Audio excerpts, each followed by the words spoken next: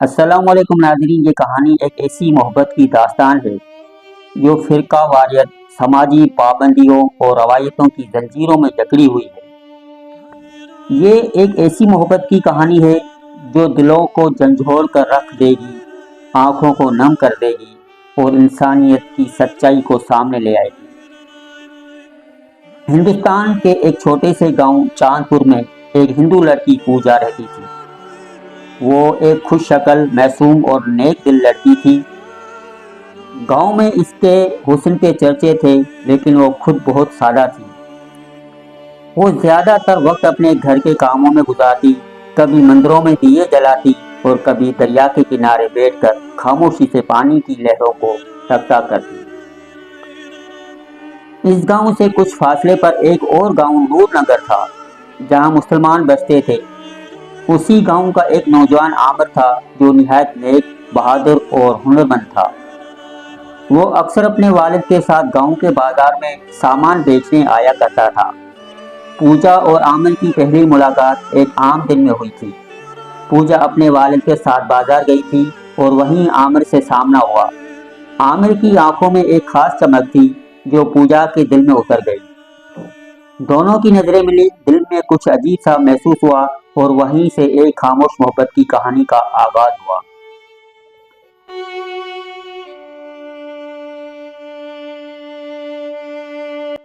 پوجا اور عامر کے درمیان ملاقاتوں کا سلسلہ بڑھنے لگا۔ وہ کبھی دریا کنارے ملتے، کبھی مندر کے قریب، کبھی کسی سنسان راستے پر۔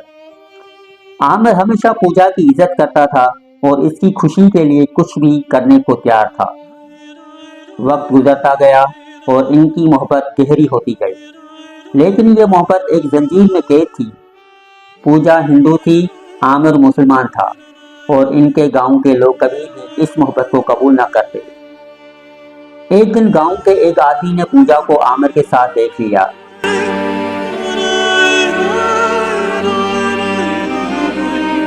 بس پھر کیا تھا، یہ بات جنگل کی آگ کی طرح پورے گاؤں میں پھیل گئی۔ پوجا کے والدین کو جب پتہ چلا تو جیسے ان پر آسمان ٹوٹ پڑا۔ اس کے والد نے اس سے گھر میں قید کر دیا۔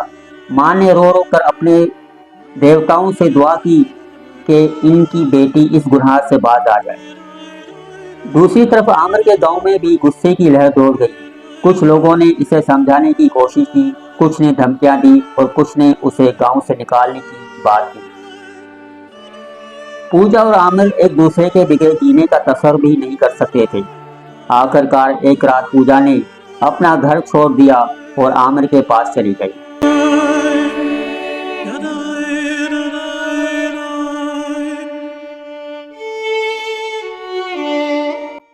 عامر نے پہلے تو اسے سمجھانے کی کوشش کی کہ یہ خطرناک ہو سکتا ہے، لیکن محبت نے ان کے دلوں میں خوف کی جگہ لے لی تھی۔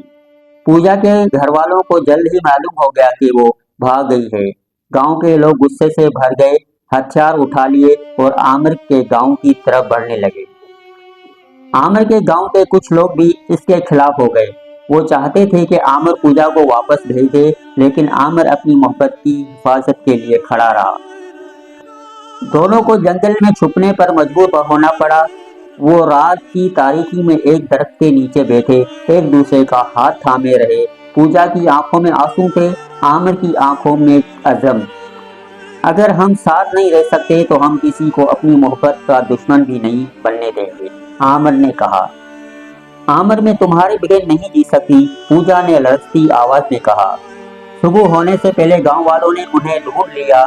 ایک بھیڑ ان کی طرف بڑھی، ہاتھوں میں لاٹھیاں، پتھر اور نفرت بھری آنکھیں۔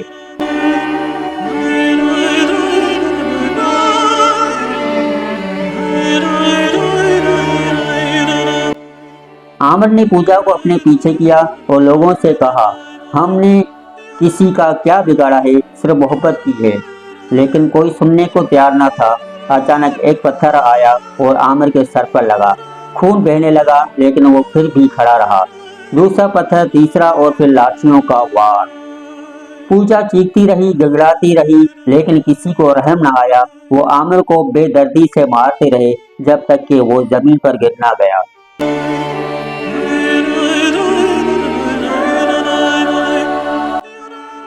पूजा ने आमिर का हाथ थामा, इसकी आंखों में देखा और फिर अपने ही दोपट्टे से अपना गला घोंट लिया।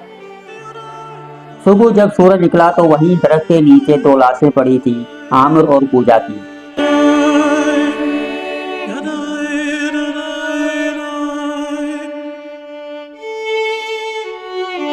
मोहब्बत जिस्मानी तौर पर खत्म हो गई, लेकिन इनकी कहानी हमेशा के लिए अमर हो गई। इनके गांव के लोग बाद में शर्मिंदा हुए, लेकिन बहुत देर हो चुकी थी। मोहब्बत किसी मजहब, जात या सरहद की मोहताज नहीं होती। वो बस एक पाकीज़ा एहसास है जो सिर्फ उन्हें महसूस होता है जिनके दिल सच्चे होते हैं।